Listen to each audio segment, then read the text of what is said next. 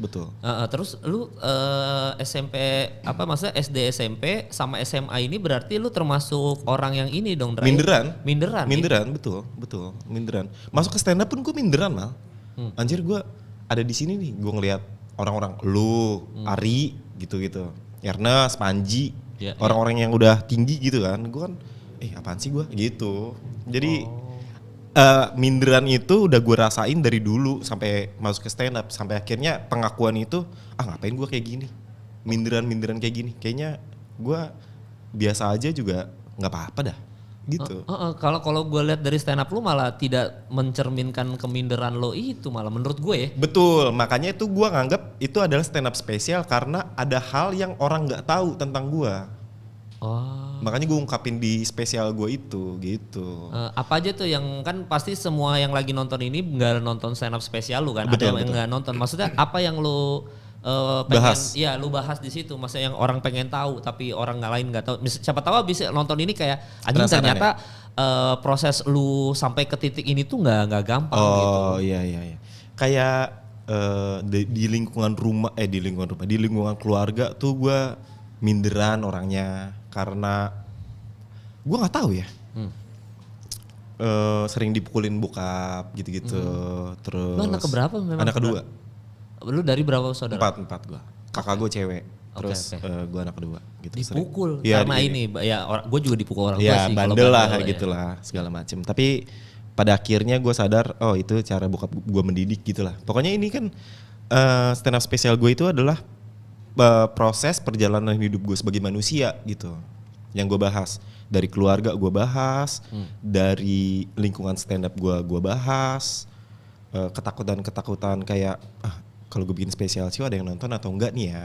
Terus di lingkungan sekolah gue bahas, dulu gue sempet kan yang tadi gue bilang di Tarki itu orang-orang kaya, jadi gue kalau ngeblend tuh jadi kayak budak mereka mal. Gue ngerasa kayak misalnya gue nggak ada duit nih, ya kan, lu mau masuk nggak? Kayak lu mau nongkrong nggak? Beliin ini dong. Nah gue yang disuruh-suruh gitu-gitu. Gue ceritain tuh, itu ngebentuk gue jadi orang yang pribadi yang minderan. Abis itu masuk ke SMA, kayak misalnya, nih 2.000. Gue gak mau tahu jadiin 2 botol gitu-gitu. Terus gue yang minta-mintain gitu-gitu. Jadi budak-budak gitu gue dulu. Iya yang kayak gitu yang dijongos-jongos gitu disuruh-suruh gitu-gitu. Buat ngeblend sama mereka. Supaya dia berteman. Betul, untuk kayak gitu-gitu. Jadi gue bahas itu. Terus di keluarga lu? Kenapa? Apa yang personal di keluarga lu ini masalah bokap tadi aja, lebih ke situ?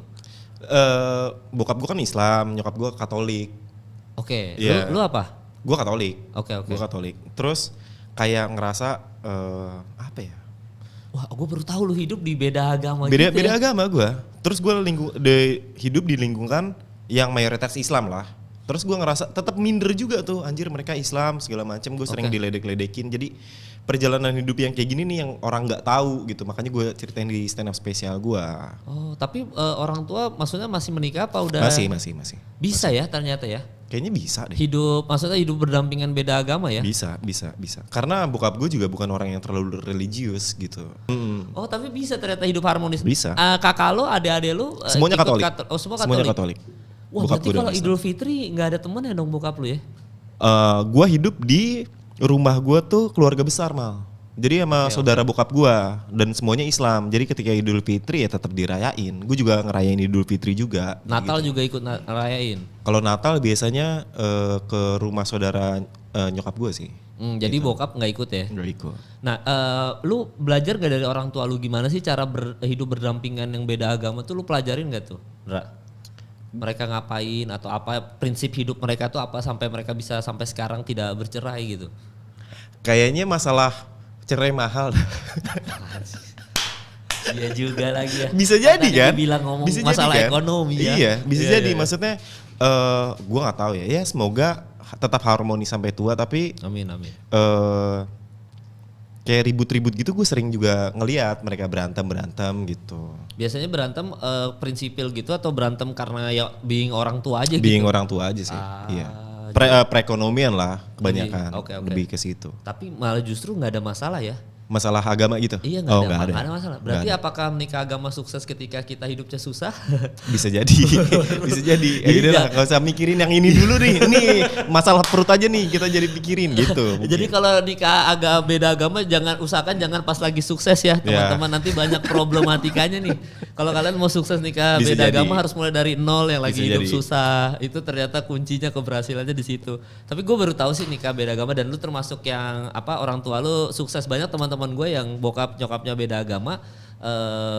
Ujung-ujungnya ada divorce. Beberapa yang ada yang bercerai, ada yang ikut pindah agama, entah pindah Kristennya atau pindah ke Islam justru banyak yang kayak gitu. Karena kan orang tua kita ya, orang tua kita selalu bilang, udahlah nikah mah yang seagama aja, orang seagama aja sering berantem, betul. Apalagi beda agama. Iya emang nggak ada jaminan yang bener pas nih gimana nih. Tapi orang tua lu ternyata bisa. Ternyata kuncinya adalah hidup susah. Hidup susah.